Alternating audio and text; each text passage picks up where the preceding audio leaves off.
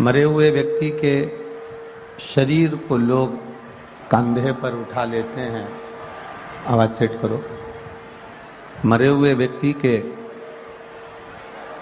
को लोग कंधे पर ले जा रहे हैं, एकत्रित हो रहे हैं और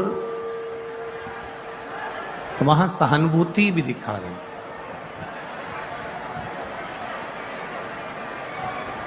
वहां पर सहानुभूति भी दिखाने का प्रयास करते हैं। शिव कथा कहती है जैसे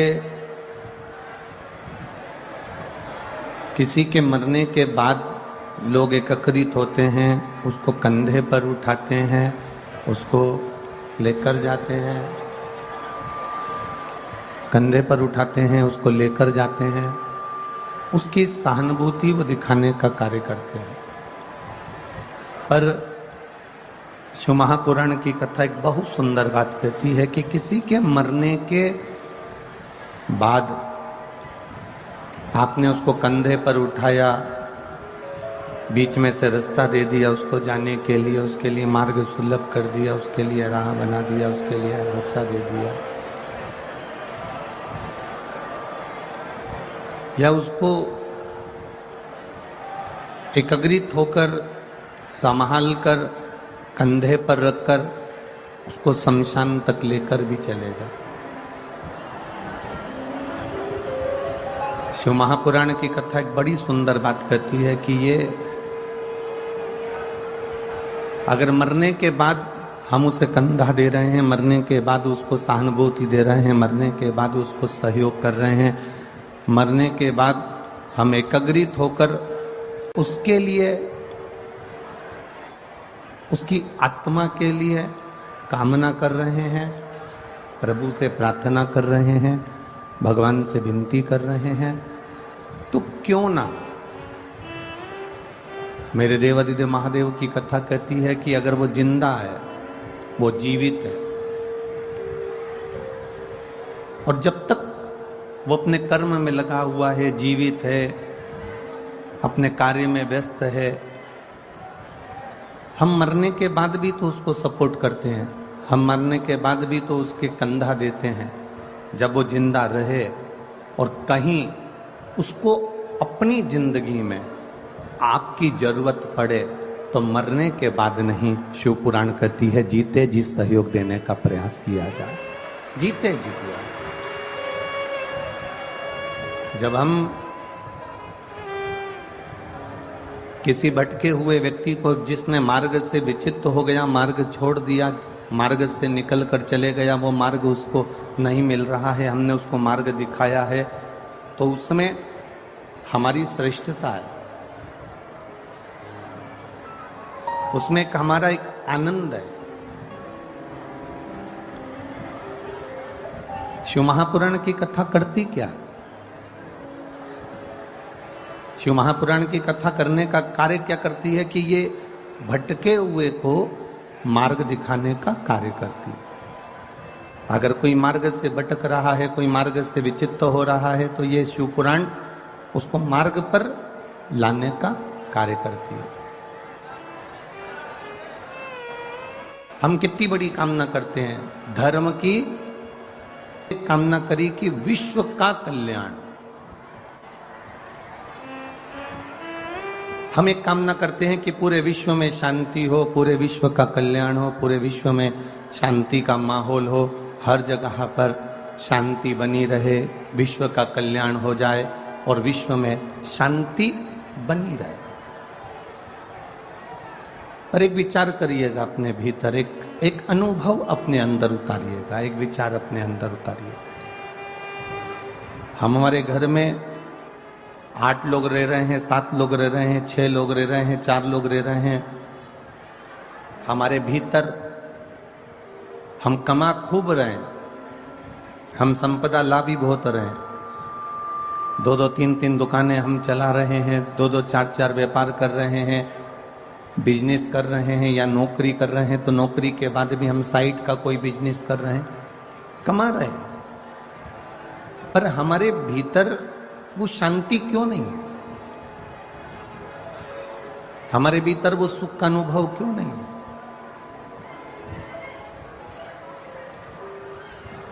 घर का एक व्यक्ति दवा खाने जाता है, घर का एक व्यक्ति हॉस्पिटल जाता है, 15-20 दिन ठीक निकलते हैं, फिर दूसरा व्यक्ति हॉस्पिटल चले जाता है, फिर किसी को डॉक्टर की जरूरत पड़ती, फिर कोई बीमार पड़ा, फिर तीसरे को हॉस्पिटल जाना पड़ा, फिर उसको डॉक्टर को दिखाना पड़ा। घर का छोटे से छोटा बच्चे से लेकर बड़े से बड़ा तक व्यक्ति डॉक्टर को दिखाने के लिए हर 1 महीने में, 2 महीने में, 4 महीने में, 6 महीने में, 3 महीने में, 5 महीने में जा रहा है। कभी एक बात का अनुभव करिए,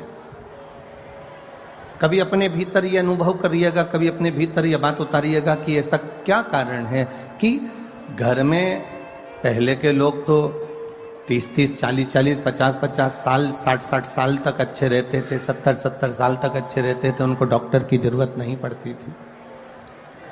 पर अब ऐसा क्या कार्य हो गया कि लोग 15-20 दिन में, 1 महीने में, 4 महीने में, 6 महीने में डॉक्टर के पास जाना पड़ता है,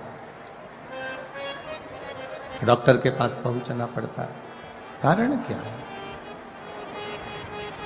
उसका एक कारण है, हमारे भीतर की जो एनर्जी है, हमारे भीतर का जो सुख है, वो शांति, सुख, एनर्जी हम अच्छी जगह पर खर्च नहीं कर रहे। एक प्रैक्टिकल कर कर देखिएगा, कभी आपको लगे कि सियोर वाला महाराज थोड़ी बहुत बात अगर अच्छी बोला है तो प्रैक्टिकल जरूर करना। 2 पौधे अपने घर में लगाना, 2 पौधे घर में लगाना, एक पौधे में पानी देना तो कुड़ कुड़ के देना, बस मेरे को ही पानी देना है, मैं ही करूं ये सारा काम और कोई नहीं कर सकता, और मैं क्या फालतू बैठी हूं जो पेड़ पौधे में पानी देती रहूं। कुड़ कुड़ के एक पौधे में पानी देना, और दूसरे पौधे में पानी देना तो बड़े प्यार से देना, कितना अच्छा पौधा है, जब बड़ा हो जाएगा ना तो इसमें फूल आ जाएंगे, बड़ा अच्छा लगेगा। दूसरे पौधे में जब पानी देना तो प्रसन्नता में देना, एक स्नेह के साथ, एक प्यार के साथ, एक प्रेम के साथ दूसरे पौधे में पानी दीजिए। एक पौधे में पानी देना तो थोड़ा कुड़ कर, थोड़ा क्रोध कर कर, थोड़ा गुस्सा कर कर, थोड़ा चिड़चिड़ कर कर, और दूसरे पौधे में पानी देना तो थोड़ा प्रेम रखकर, थोड़ा स्नेह रखकर, थोड़ी वात्सल्यता, थोड़ी करुणता रखकर।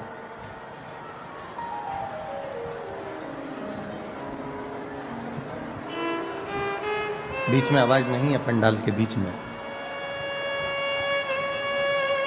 एक पौधे में अगर हम पानी दे रहे हैं, एक पौधे में अगर हम पानी दें तो थोड़ा चिढ़ कर दे रहे हैं, एक पौधे में हम पानी दे रहे हैं तो थोड़ा कुड़ कर दे रहे हैं, एक पौधे में हम पानी दे रहे हैं तो थोड़ा क्रोध कर कर दे रहा है, और दूसरे पौधे में हम पानी दे रहे हैं तो प्रेम से दे रहा है, दूसरे पौधे में हम पानी दे रहे हैं तो वात्सल्यता से दे रहे हैं। अब थोड़ा समय निकलने दो, 1 महीना, 2 महीना, 3 महीना, 4 महीना, 5 महीना जब निकलेगा तो निकलने के बाद आप अनुभव करेंगे कि जिस पौधे से आपने प्रेम किया है, जिस पौधे से आपने स्नेह किया है, जिस पौधे से आपने वात्सल्यता की है, जिस पौधे से आपने स्नेह रखकर उसमें पानी दिया है, वो पौधा बड़ी जल्दी पनपता है, वो पौधा बड़ी जल्दी फूलता है, वो पौधा बड़ी जल्दी तैयार होता है। और जिस पौधे पर आपने चिड़ कर, क्रोध कर कर, गुस्सा कर कर उस पौधे में पानी दिया है, वो पौधा इतनी जल्दी वृद्धि नहीं कर पाता है, वो बढ़ नहीं पाता है। ये हमारा अनुभव है। अब घर में सारा सुख है, वो कहते हैं ना, घर में सोफा सेट है, हीरे का सेट है, चांदी का सेट है, डिनर सेट है, ड्राइंग सेट है, बस आदमी अपसेट है, बाकी का सब कुछ है। अब जरा विचार करिए कि ये सब कुछ, ये सब कुछ आनंद, ये सारा सुख, आपके घर में दुकान भी है, व्यापार भी है, व्यवसाय भी है, सब कुछ है, आपके घर में सब कुछ भरा पड़ा हुआ है, पर उसके बाद भी घर में शांति नहीं है, घर में रत्ती भर भी एक सुख नहीं है, घर के अंदर थोड़ा बहुत भी आनंद की अनुभूति नहीं है। कारण क्या है? क्या कारण हो सकता है ऐसा? ऐसा कारण है क्या? तो कभी अनुभव करिएगा कि हम जो काम कर रहे हैं, हम जो कार्य में लगे हुए हैं, हमारे मन का जो वाइब्रेशन है, हमारे मन का जो तरंग है, हमारे मन की जो सोच है, वो ठीक नहीं बैठ पा रही।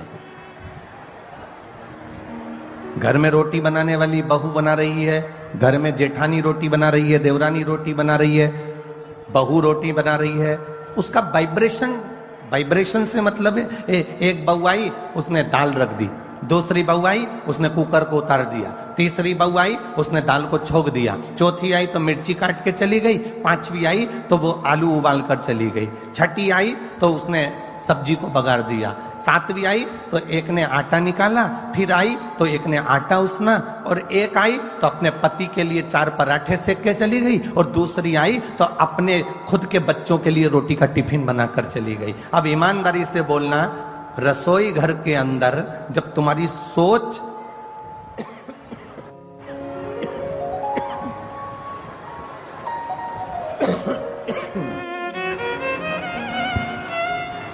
रसोई घर के अंदर जब तुम्हारी सोच ठीक नहीं है, रसोई घर के अंदर जब तुम्हारे विचार ठीक नहीं है, रसोई घर के अंदर जब तुम्हारी बुद्धि ठीक नहीं है, भोजन बनाने वाली बहुएं, बेटियां, माताएं जब भोजन बना रही हैं तो उनकी सोच केवल अपने पति को अच्छे पराठे खिला दूं, अपने बच्चों का अच्छा टिफिन बना दूं, दूसरे का मैं ऐसा काम कर दूं, और कोई ने आटा उसना, किसी ने दाल रखी, किसी ने दाल बगारी, किसी ने आलू उबाला, किसी ने खिचड़ी छोकी, ये भटकाया। अब लोग कह रहे हैं कि घर में शांति नहीं है, सुख नहीं है, तो उसका केवल एक कारण है कि जो घर की माताएं जो भोजन बना रही हैं, उस समय पर उनकी चित्त वृत्ति, उनकी बुद्धि, उनका मन, उनकी एकाग्रता उस भोजन बनाने में नहीं है। आप में से कितने लोग हैं कभी मैनपुरी में कोई मंदिर का भंडारा हुआ हो तो आप लोगों ने पूरी सब्जी खाई हो? किस किस ने खाई है? जरा हाथ उठाओ, जरा खाई है? हमने भी खाई है हो? ऐसा नहीं कि नहीं खाई, कभी अनुभव करना। वो काशी फल की सब्जी, वो कद्दू की सब्जी की पूड़ी तुम्हारे घर में कभी नहीं बनी।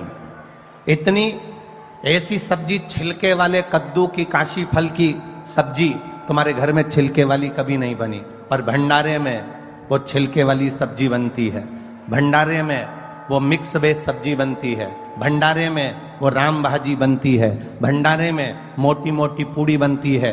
उसके बाद भी आप जब भोजन करते हो भंडारे का, वही भोजन अपने घर में जाकर बनाकर खाना, उसमें स्वाद नहीं आएगा, पर जो भंडारे में करा उसका स्वाद बढ़ जाता है। भंडारे के भोजन का स्वाद बढ़ गया और तुमने जो घर में बनाया उसमें स्वाद नहीं आया। उसका कारण क्या था? उसका कारण क्या है?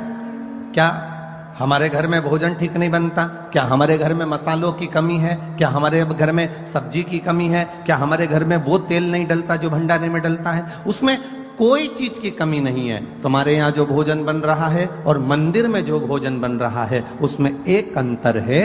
मंदिर में जब भोजन बनता है, भंडारे का भोजन बनता है, तो हम ये भाव से बनाते हैं कि भगवान को भोग लगेगा, और घर में जो भोजन बनाते हैं हम इस भाव से बनाते हैं कि मेरे बच्चे का टिफिन अच्छा लगा दूं, मेरे पति के पराठे अच्छे बना दूं, उसके बाद जेठानी आएगी वो बनाएगी चली जाएगी, देवरानी आएगी वो अपना बनाएगी चली जाएगी, सास के लिए 4 रोटी सेक के रख देंगे। अब कोई सास से कहे कि तुम्हें भोजन क्यों नहीं भा रहा, कोई सास से कहे कि तुम रोटी नहीं खाती आजकल, तो सास कैसे कहे कि इस भोजन में स्वाद नहीं आ रहा? क्योंकि तुम प्रेम से देना भूल गई, तुम प्रेम का व्यवहार भूल गई और तुम प्रेम से बनाना भूल गई। जिस दिन तुमने करुणा, प्रेम, वात्सल्यता से ये भोजन सिद्ध करा, उस दिन उस भोजन में अपने आप शुद्धता का भाव आएगा, सुंदरता का भाव आएगा और उसमें स्वाद बढ़ता चले जाएगा।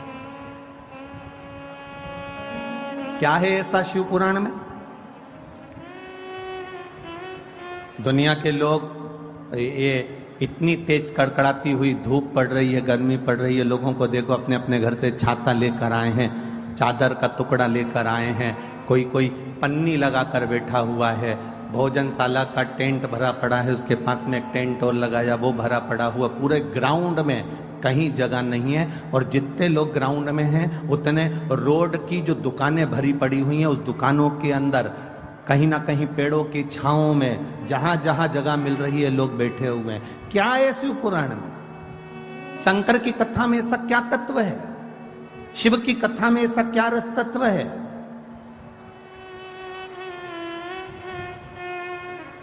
क्या मिलता है शिव महापुराण की कथा को श्रवण करने से?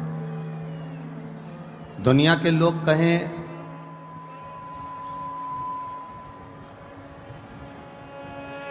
कि भगवान शंकर के पास में कुबेर का खजाना है,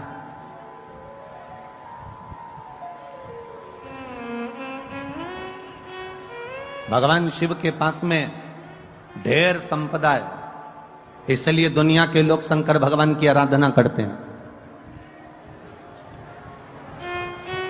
बहुत अच्छे से सुनना महाराज, तब अधिक मास की शिव महापुराण की कथा चल रही है, अपनी जिंदगी में उतारिएगा। लोग कहते हैं शिव जी के पास में कुबेर का खजाना है, शंकर भगवान के पास में अपार धन है, शिव जी के पास में अपार संपदा है, इसलिए दुनिया के लोग शंकर जी का भजन करते हैं, शिव जी पे एक लोटा जल चढ़ाते हैं, शंकर जी की भक्ति करते हैं, इसलिए लोग शिव जी की पूजन करते हैं, उनसे मांगने के लिए, उनसे पाने के लिए। ये दुनिया के लोग समझ नहीं पाए। लोग कहते हैं शिव जी की पूजन इसलिए करते हैं क्योंकि उनके पास करोड़ों का धन है, अंबारियां भरी पड़ी है, लक्ष्मी भरी पड़ी है, संपदा भरी पड़ी है। उन दुनिया के लोगों को बताना कि हम शंकर जी की पूजन इसलिए नहीं करते कि उनके पास कुबेर का खजाना है। दुनिया के लोगों को बताना हम शंकर जी की पूजन इसलिए नहीं करते क्योंकि उनके पास ढेर खजाना है। हम शंकर जी की पूजन इसलिए नहीं करते कि उनके पास में धन और दौलत के भंडार भरे पड़े हैं। हम शंकर जी की पूजन इसलिए नहीं करते कि शंकर जी के पास बहुत सारी संविदा, बहुत सारा सामान, बहुत सारी पूंजी हमारे भोलेनाथ जी के पास में है। हम शंकर जी की पूजन धन को देखकर नहीं करते, हम शंकर जी की पूजन, सनातनी शिव जी की पूजन शंकर का भक्त इसलिए करता है कि शंकर जी के पास इतना होने के बाद भी वो लुटाकर शमशान में रहता है, इसलिए हम शिव की पूजन करते हैं जो दोनों हाथों से लुटाना जानता है। इतनी संपदा होने के बाद खुद अच्छे सोने के महल में रह सकते थे भोलेनाथ, इतनी संपदा होने के बाद, कुबेर का भंडार होने के बाद, खजाना होने के बाद मेरे भोलेनाथ अच्छा महल बनाकर रह सकते थे, पर मेरे शंकर भगवान ना महल बनाकर रहते हैं, ना बहुत बड़ी अटारी बनाकर रहते हैं। मेरे भोलेनाथ तो शमशान का निवास कैलाश के शिखर पर अलमस्त होकर बैठे रहते हैं, क्योंकि हम शिवजी की पूजन उनके खजाने को देखकर नहीं करते, हम